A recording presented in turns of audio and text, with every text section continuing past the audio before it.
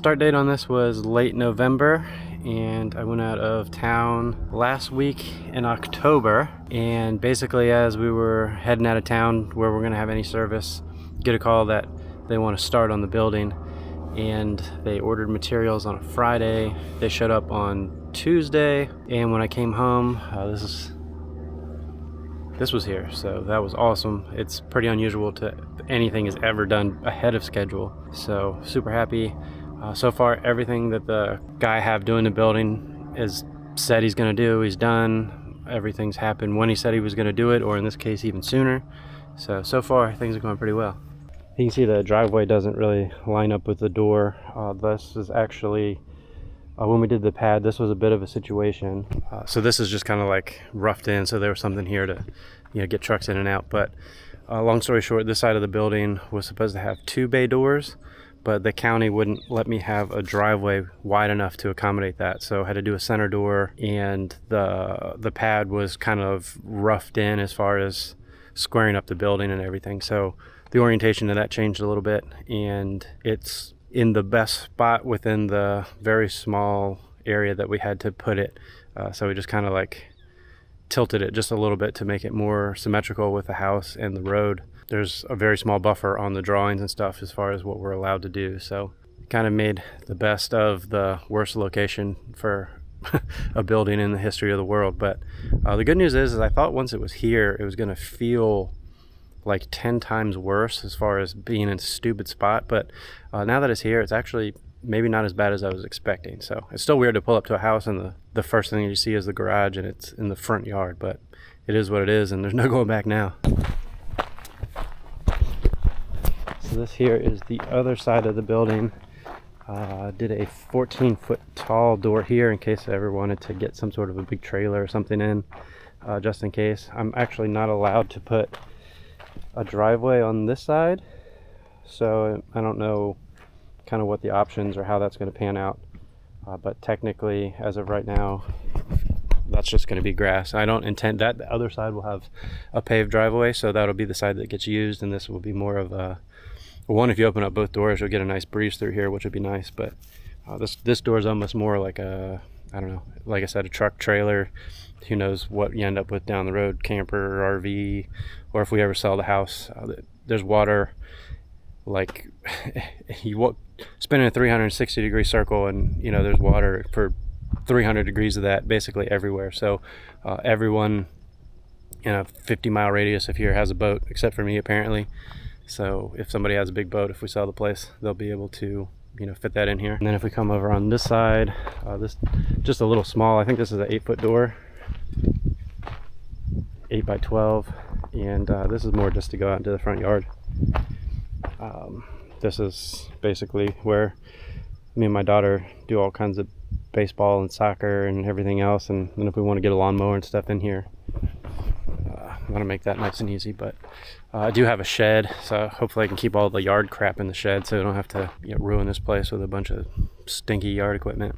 The other thing I did do is I went 16 feet high on the ceilings, and that was just so that be able to put in like either a loft, or what I'll probably end up doing is putting in like an enclosed room for all of the dirty stuff, like belt sanders and grinders and all of the fabrication stuff that just you sand one piece of aluminum and next thing you know you got to sweep the entire building. So probably do a room like that, and then on top of that can do storage, or I might set up the space to make videos and stuff like that. In the last video about this thing, I asked you guys for suggestions on things that you wish you did or whatever on yours, and there was hundreds of comments, which I totally appreciate, and there was basically like a handful of the same things being said over and over again, which is totally fine. But everybody said they wish they went bigger.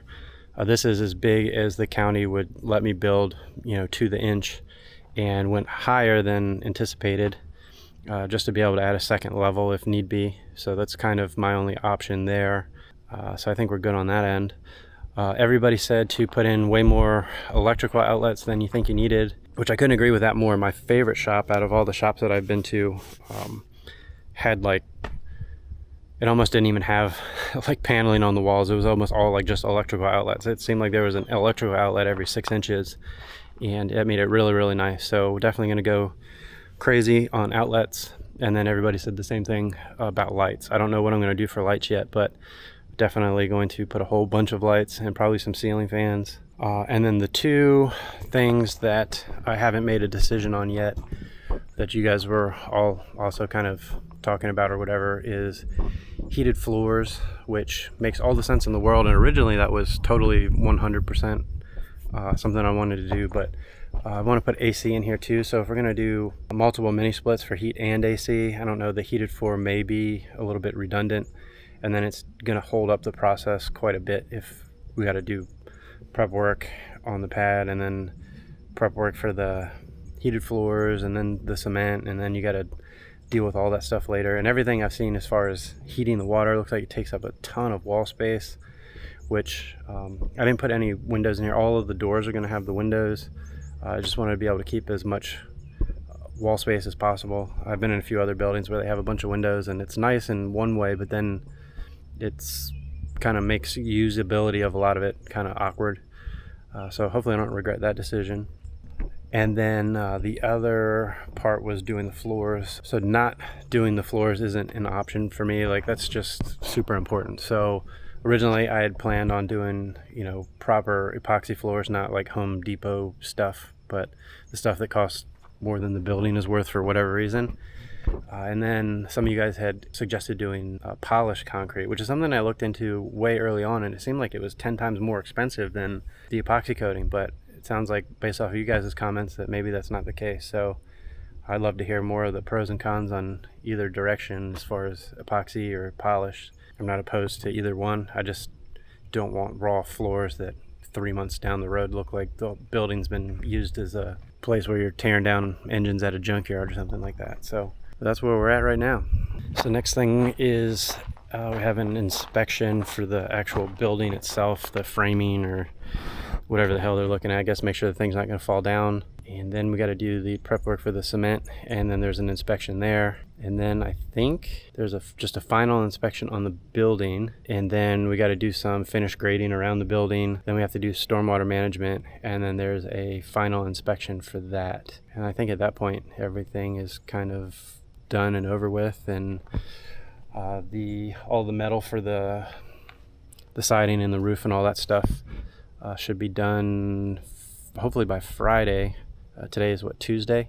So I think that stuff's supposed to come in tomorrow. I guess it took a little bit longer to get the metal than the wood. And after the cement work, then we'll do the doors. And this is one of the very few, if not the only contractor I've talked to that actually will do the doors. Almost all of the people wanted, you know, they do the building and then you're on your own to get the doors. So I don't necessarily know what that's all about, but it's convenient. He's just going to do all that as well. So the next video, I think we'll have some metal siding and a roof on the thing, and depending on when I make a video, maybe some cement.